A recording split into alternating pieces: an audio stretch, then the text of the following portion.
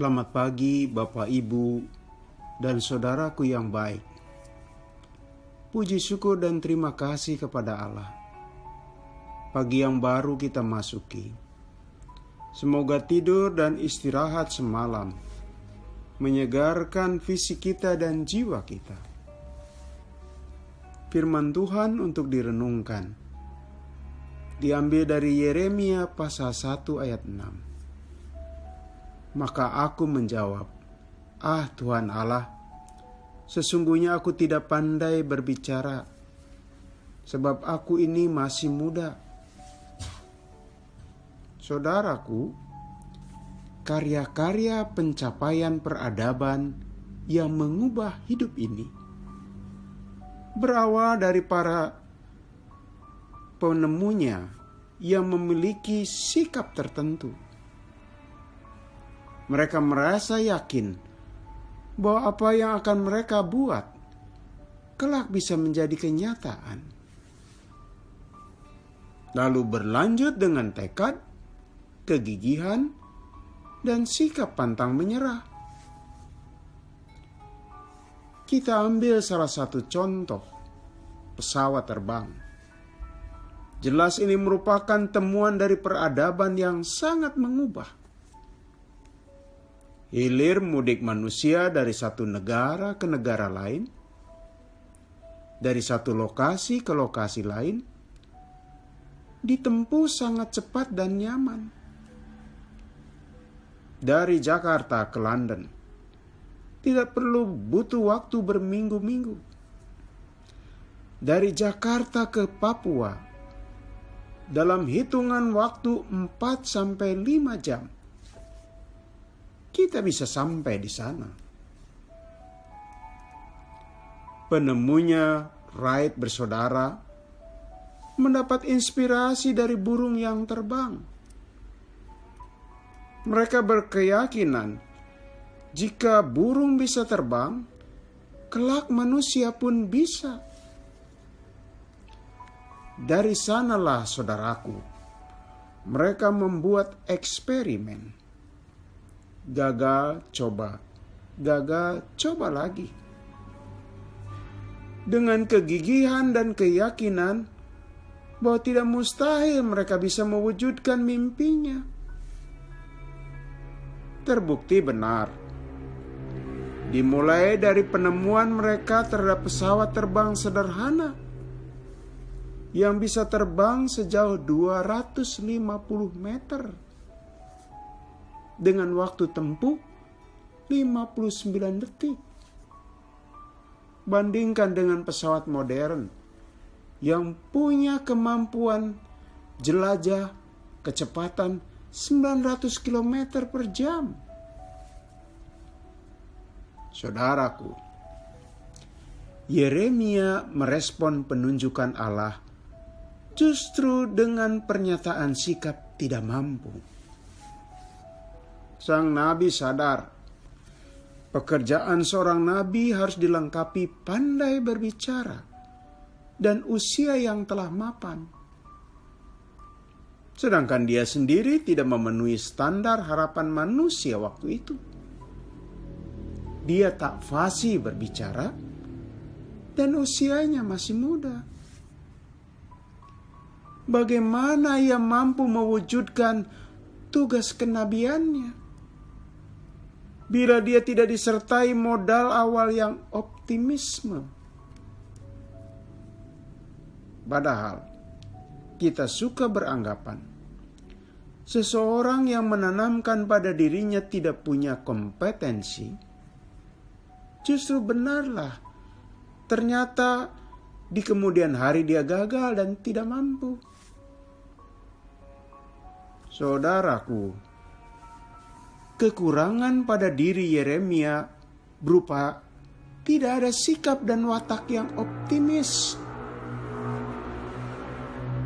Belum dia menyatakan, Tuhan, sesungguhnya aku tidak pandai berbicara. Ternyata Tuhan, saudara-saudara, melihat itu, mengambil inisiatif. Dia melengkapinya. Dengan apa? Allah menjamah mulut Yeremia. Allah membuat Yeremia bisa menghilangkan keraguannya. Karena Allah menaruh perkataan-perkataannya ke dalam mulut Yeremia. Artinya, apa yang dikatakan Yeremia benar-benar suara Tuhan, bukan suara manusia. Dengan demikian, Yeremia punya wibawa dan akan dihormati pesan kenabiannya, saudara-saudara. Saudaraku, tugas seorang nabi tidak mudah. Dicemooh, dianiaya, dan banyak menjalani hidup dalam kesendirian. Tugasnya mencabut dan merobohkan. Terutama mencabut kebiasaan buruk dan merobohkan perbuatan yang tercela. Dan tindakan seperti itu bisa menuai perlawanan. Dari dulu hingga kini, orang tidak mau kebobrokan hidupnya diusik. Ada reaksi balik bersifat penentangan, saudara-saudara. Disinilah pentingnya kegigihan. Tidak cepat kapok jika karena memenuhi panggilan Allah malah dibenci. Kita tahu ini tidak mudah. Karena manusia lebih senang diterima daripada ditolak. Jika tadi Nabi Yeremia ditugaskan mencabut dan merobohkan, seiring dengan itu, dia diminta membangun dan menanam. Membangun kebiasaan baik dan menanam benih perilaku terpuji pada hati umat Tuhan. Saudaraku, jika ditarik bahwa itu juga bukan hanya tugas Yeremia, itu juga menjadi bagian tugas kita. Tugas Anda, tugas saya. Maka kita juga harus membangun karakter baik dan menanam watak terpuji.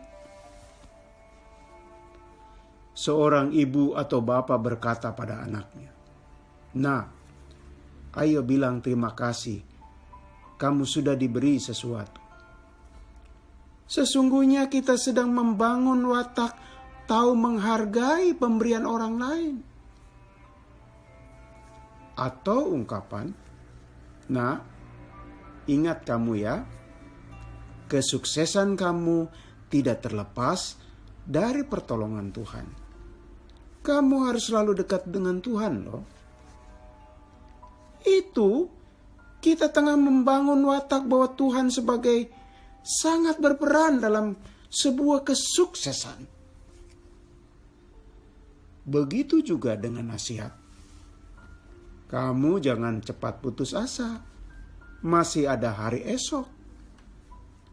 Itu ajakan membangun mental yang tidak cepat putus asa menyikapi kegagalan, saudara-saudara. Saudaraku, pesan untuk merubuhkan dan mencabut, seiring dengan itu membangun dan menanam. Tidak hanya porsi tanggung jawab Nabi Yeremia waktu itu, tetapi juga hal itu merupakan tanggung jawab Anda dan saya untuk melaksanakannya. Memang tidak mudah.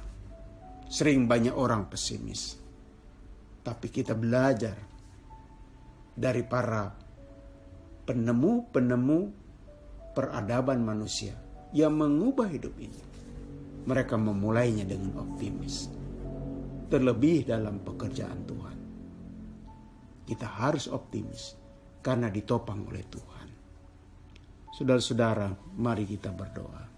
Tuhan, tanamkanlah dalam diri kami kesediaan dan hati yang optimis untuk menanam dan untuk membangun, untuk mencabut dan merobohkan. Mampukan kami dan kuatkan kami Dalam nama Tuhan Yesus kami berdoa. Amin.